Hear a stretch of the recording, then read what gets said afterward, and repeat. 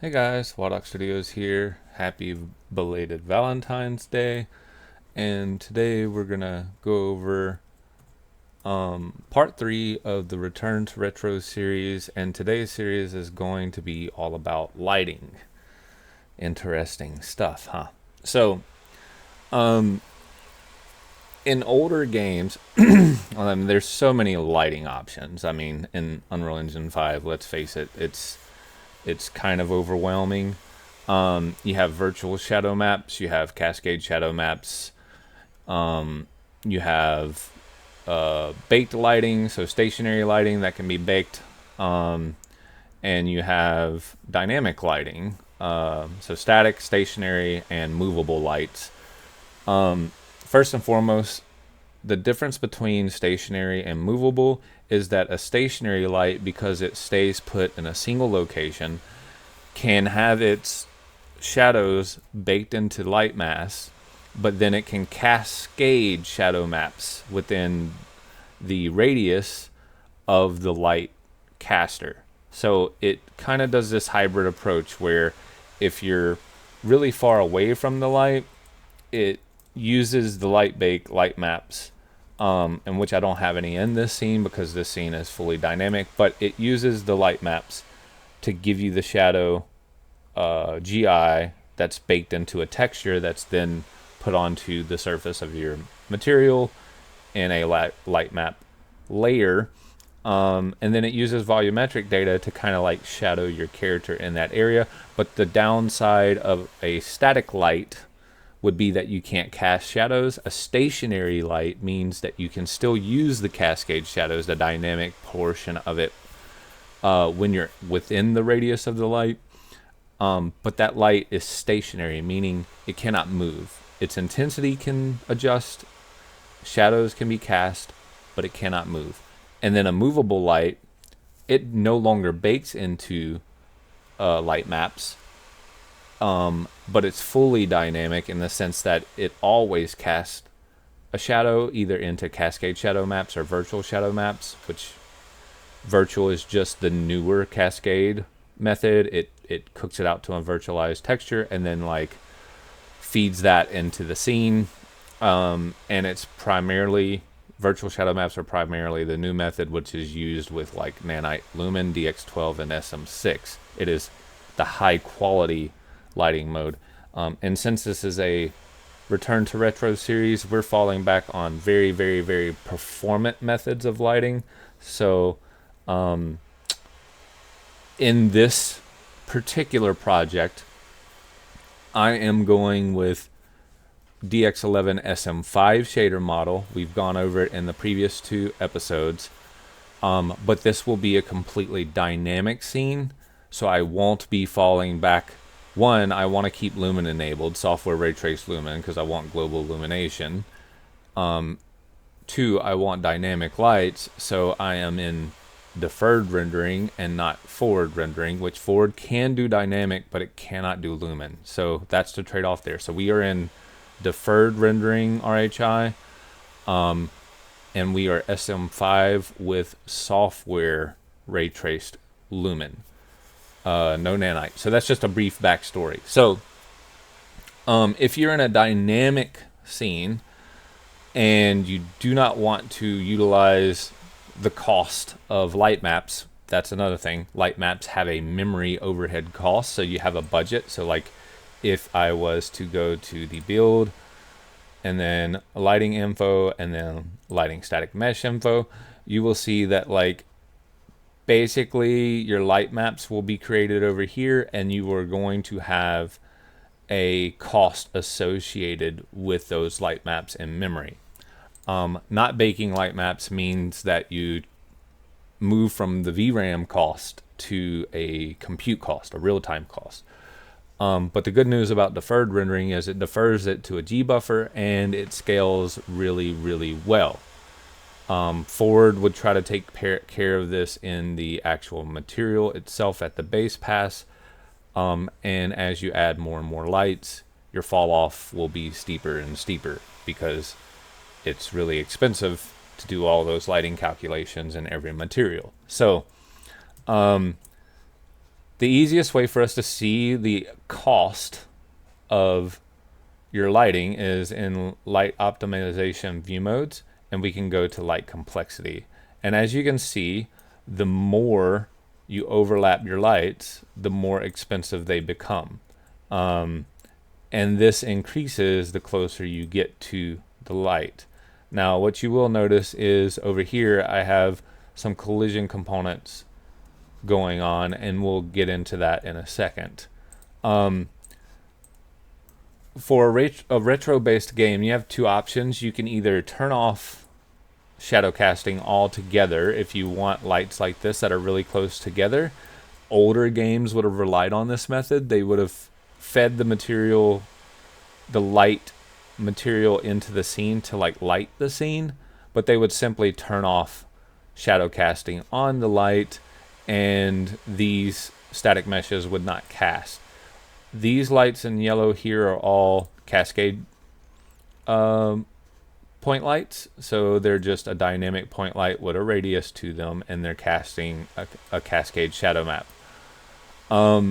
What you'll notice here is that as I approach the scene, and every single one of these lights are feeding into the cascade shadow map, which is casting multiple overlap shadows. And as you can see, the frame rate, the closer I am to all of these cascade shadow maps as they overlap, falls into like 100 frames per second, 102.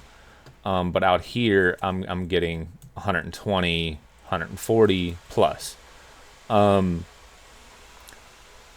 And until I reach the threshold in which cascade shadow maps literally cut off, these lights are going to be expensive, and they're going to be feeding the cascade shadow map data. They're going to be feeding data into the light cascade, basically memory pool for each one of these lights. Now, what we can do, and I have all of these grouped here,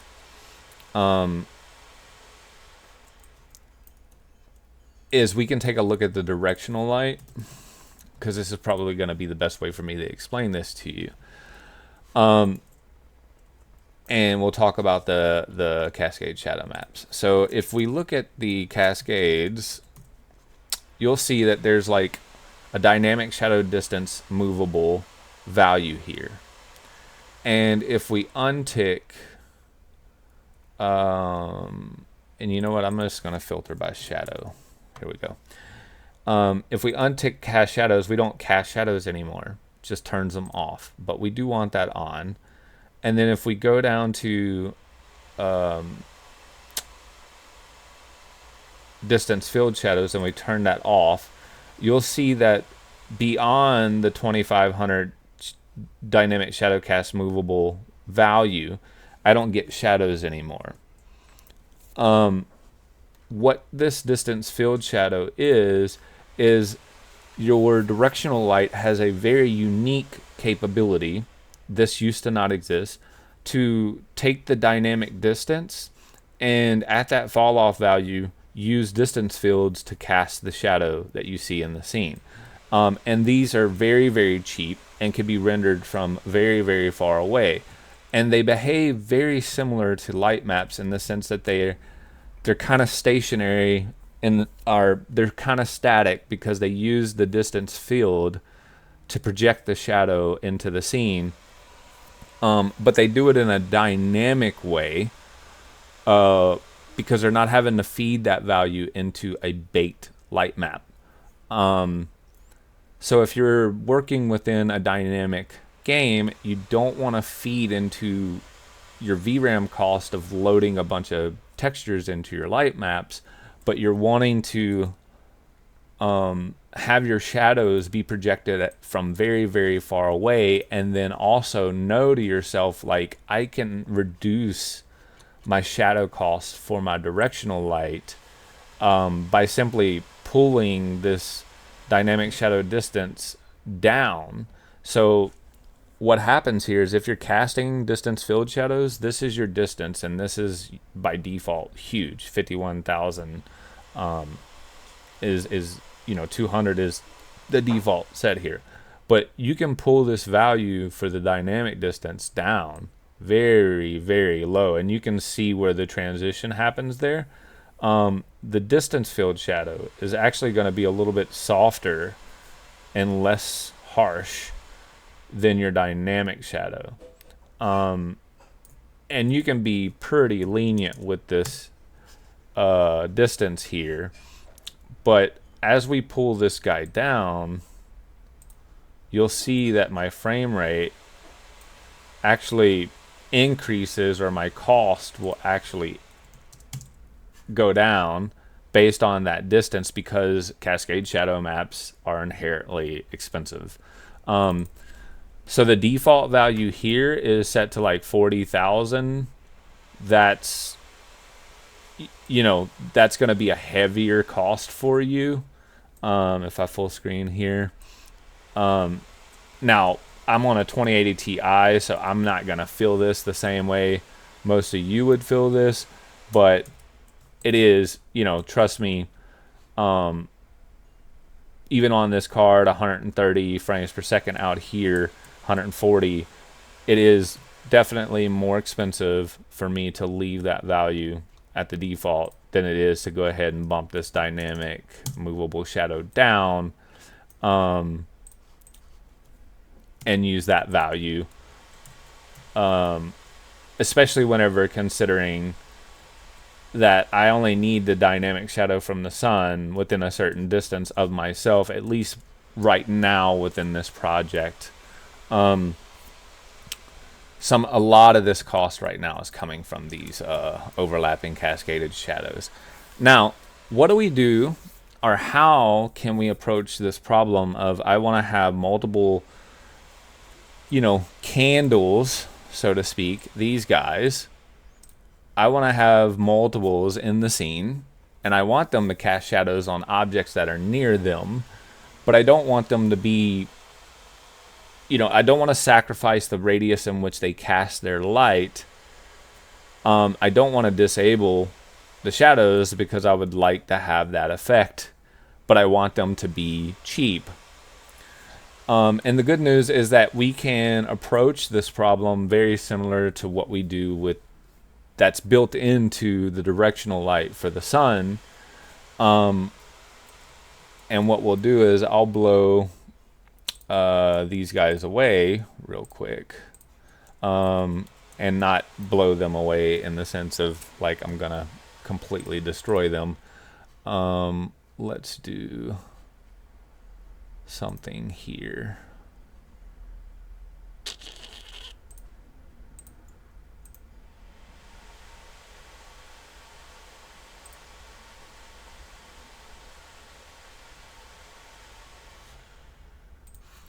We will go ahead and create a new level, and empty's fine, and I probably need to make a new folder. I'm gonna name this levels.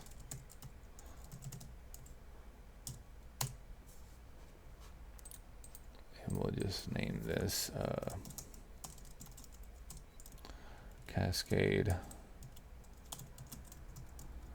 points.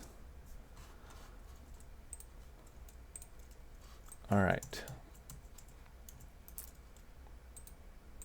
Now I'm going to make sure that I have all these selected. I think I can move it to Cascade.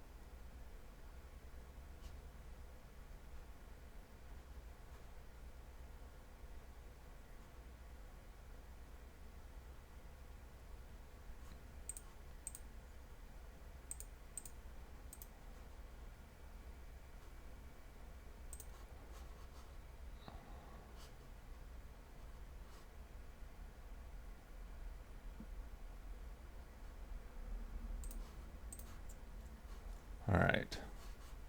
So if I hide these, all right. So if you're working within the editor, a lot of times you want to be able to quickly kind of get rid of something, turn it off, get it out of the way, not pay for its cost, etc. That's one way. You can create a sublevel and move the thing that you want to be able to like modularize. That is a hard word for me to say. Southern accent here, guys. Modularize. You want to move it off to something that's easily maintainable. For me, I'm just going to move it to a sublevel, and then that's in the levels view. You can get to it from, I think, tools or window. Window. And then we will change the streaming method to blueprint, so it's not always loaded. Yeah, and then we'll just hide it. So we do not have it loaded. And you will see, like, now that I'm over in this area, it is dirt cheap, and over here the cost isn't that much, right? So if you pay really close attention, you'll see that I'm still casting shadows on these objects over there. And the other thing you'll notice is the shadow, the way it's casting shadows is very soft. It is not very harsh. So if, as I walk up, you'll see that it kind of has this little pop effect. And what's happening is I'm detecting the distance from the light based on the light annotation radius, and I have a trigger volume, or basically a sphere component, that whenever I overlap that sphere, I am then turning it into a cascade shadow base light. And whenever I end the overlap, I basically turn it back into, so that far light over there is going to be a distance field shadow light. So I'm using the same kind of logic that the directional light on the sun is using, but I'm doing it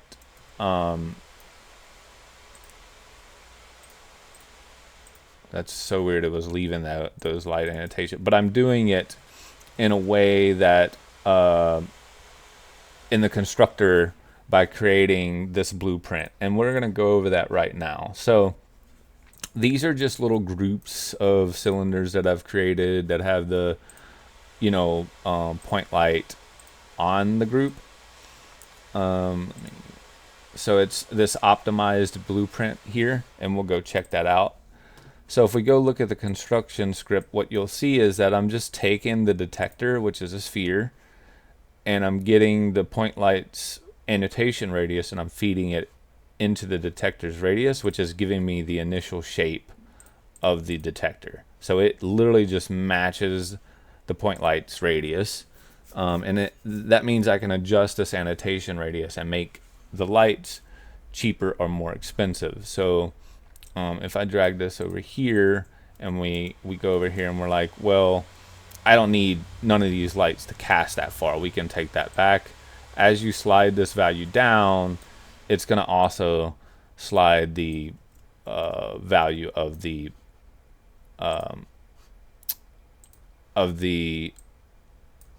overlap sphere that is being used to detect the player down as well.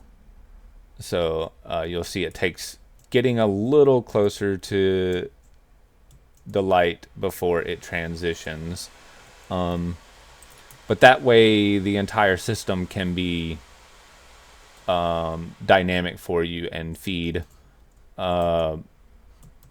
into each one of these point lights as you use them, change their color, etc., etc. So that's how that is functioning. You won't see an initial savings from this, like, until you start really doing it big. So what we'll do is we will copy this, paste it. I need to be in the persistent level.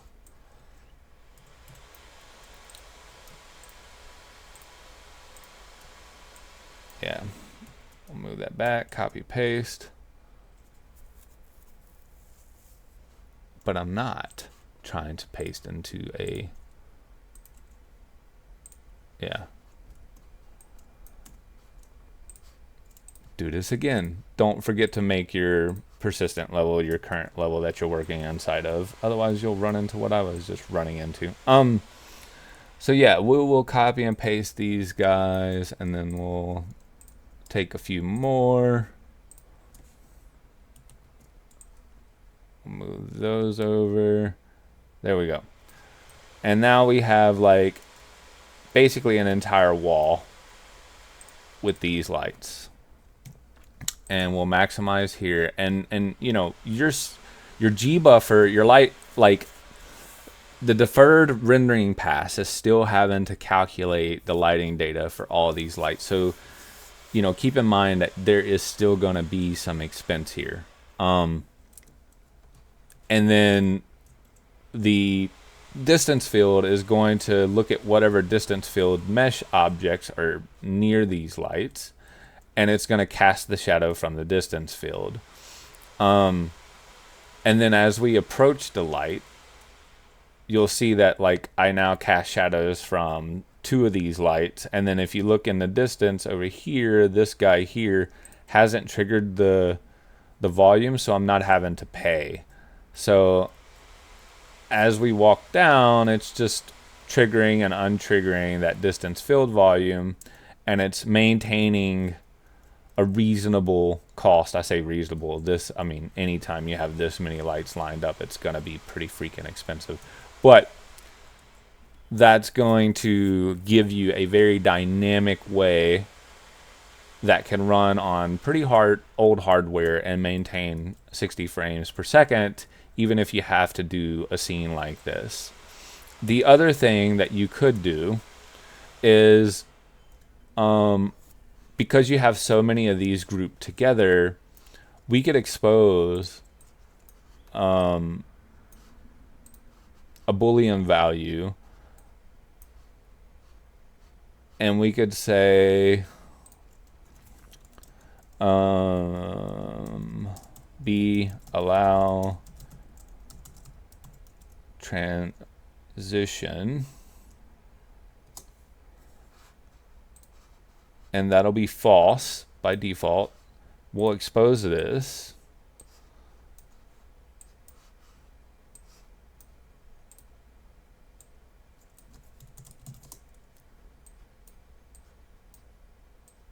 and we'll say if it allows the transition,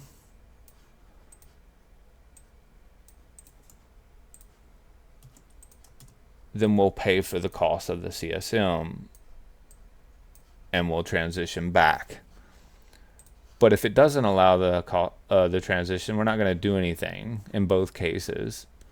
So what that would allow me to do, or allow us to do, is make this even cheaper by basically saying, hey, we will allow the distance field to transition to CSM for every other light.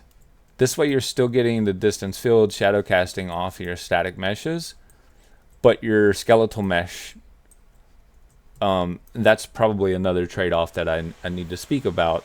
Skeletal meshes don't cast shadows inside of a distance field based point light, directional light, etc., etc. So that's a limitation. The object you're casting a shadow from has to be able to generate a distance field, and a distance field is only generated from static mesh objects. So, but in order to make this cheaper, we go to this group. I'll need to unlock. Actually, let's do this. Let's select every other one.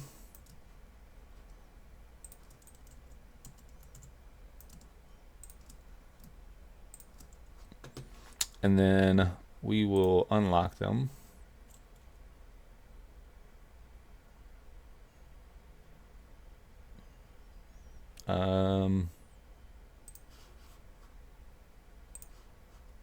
There we go.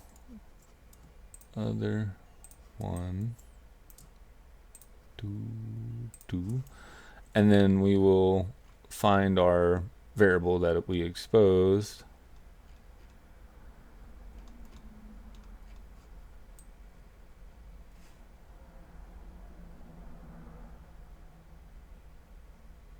allow transitions.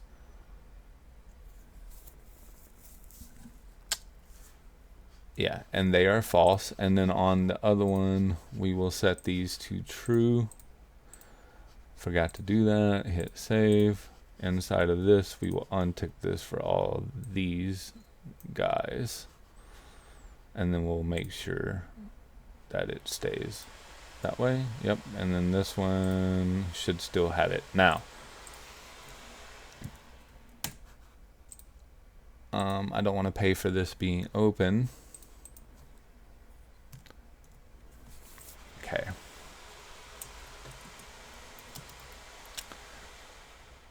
And as you'll notice, each one of these are still casting shadows. Nothing has changed. But as we get closer to the area, we're not getting to CSMs fed. We're just feeding from the one on the right.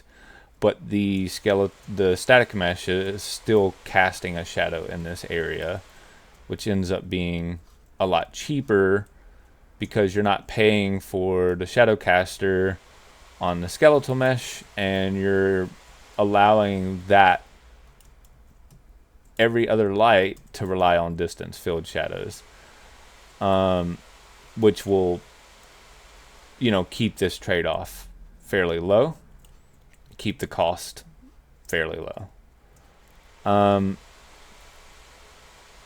Now 120, 110 I think was the lowest, and you can play with this here and find out what a good, maybe it's every other two for your preferred target that you're targeting, your Steam Deck, your console, or whatever. Maybe you don't want to cast CSM shadows, but for a lot more sparsely than what we're doing here. But this is the way that this can be approached and maintained. And again, from a shader viewport mode, your shader complexity, this light complexity is going to tell you where most of your cost is, and your annotation radius, where these lights overlap, is going to, still tell you like where you're paying the most for lights that are going to be this close together. The material calculations are just going to be more expensive in this white area, but again, the majority of your cost is going to come from dynamic casting of shadows. So while this is expensive to have these materials near each other like this, or these lights within this radius, it is far more expensive for them all to be casting shadows. Yeah, so let's do this. We will go to levels, we will go to create new, empty's fine, and these will be like optimized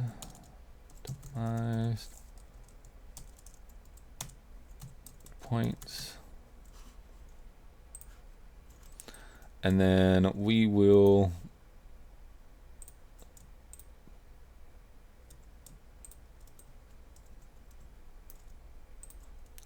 we have to make sure that I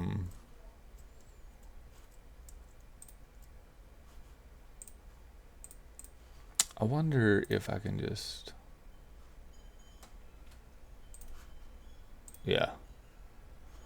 that brings it back to the lock. Okay, so I can just select every other one and go back to lock, and then that gives us all of them.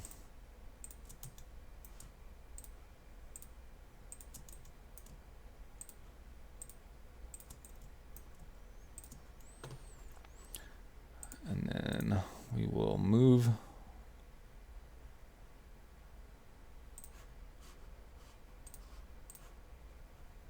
Boom. Okay. Now we will unhide these. Remember, these were not optimized at all.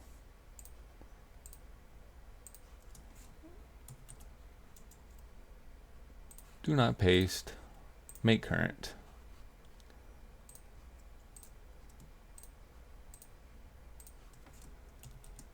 All right.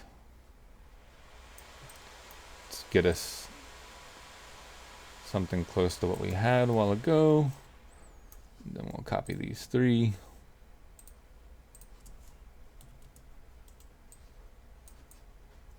Control Z, Control C, Control V.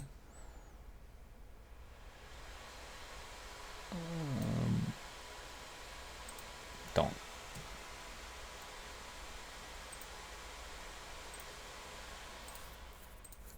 All right.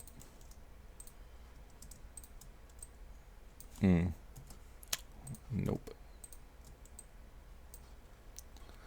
Okay. So now,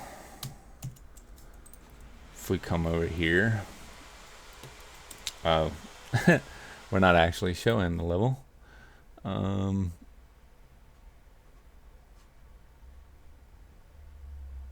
Stream method, always loaded. There we go. Okay, so you can see over here we're already down to 120. And as we get closer to this guy, we are definitely feeling it. We are 105, 100, 90.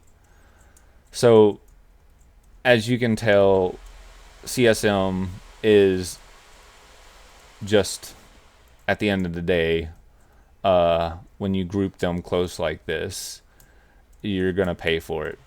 And then even whenever you move outside of that area, you know, still at 120 frames, you're still gonna pay for it. So hopefully this has been interesting for you guys. We will change this to always loaded, and then change this to blueprint. Hide these guys. Oh, sorry. Hide these guys.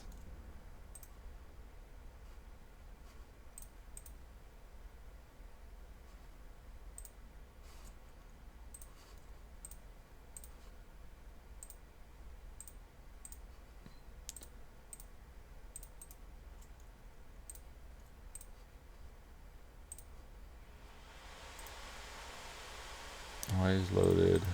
And blueprint. Yep. Yeah. So you can see that we are, you know, dancing between 120 and 140, depending on if these guys are like having to pay for being rendered in the scene for the material complexity. And then as we approach over here, you know, we do pay for them. We do come down to 110, 120. But without sacrificing shadows that are being casted dynamically, we're able to rein back that cost and detect whether or not the character is close, to still be able to transition back into a CSM based point light to get us the effect that we really like. Yeah. Overview. Virtual shadow maps require SM6, DX12, very expensive, used in high-end applications like short film, you know, DX12, Nanite, and Lumen. Cascade shadow maps, SM5. And again, Cascade can run in SM6, but previous gen used Cascade shadow maps, PlayStation 4, you know, Xbox One. They're the cheaper shading method running in SM5. They can run in all RHIs, so DX11, DX12, Vulkan. And then you have distance field shadows, which can take over in the place of a Cascade shadow map. Anything that is static, any static mesh that has a distance field can cast a distance field shadow. it is cheaper. As you can see right here in front of this distance field Shadowcaster, my skeletal mesh is not casting a shadow, but the static mesh is. So that is your trade-off. And then you can dynamically control point lights with a little bit of logic, no differently than you would, I say you would, but is already built into the directional light to help you save on distance shadow casting. Until next time, guys, remember to hit that like and subscribe button. Give me feedback and comments on anything that you think you would like to see in the next episode. I want to thank my Patreons and my YouTube Waldock Studio channel members. Thanks for joining. Until next time, toodles.